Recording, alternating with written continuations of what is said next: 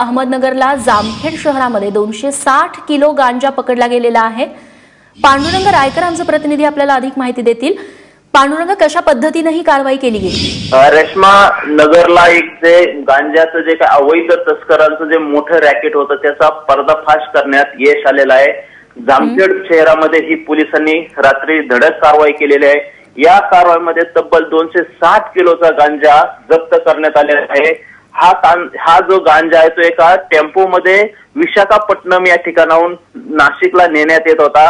सर्वात महत्त्वाचं म्हणजे ह्या तस्करांनी या टेम्पोमध्ये विशिष्ट प्रकारची रचना केली होती आणि या विशिष्ट प्रकारच्या खोक्यांमध्ये हा टेम्पोमध्ये हा गांजा भरून आणला होता आणि हा गांजा शिर्डीमध्ये एका राजपूत नावाच्या व्यक्तीला देण्यात येणार होता। ही व्यक्ती नाशिकचा असल्याचं समजतंय।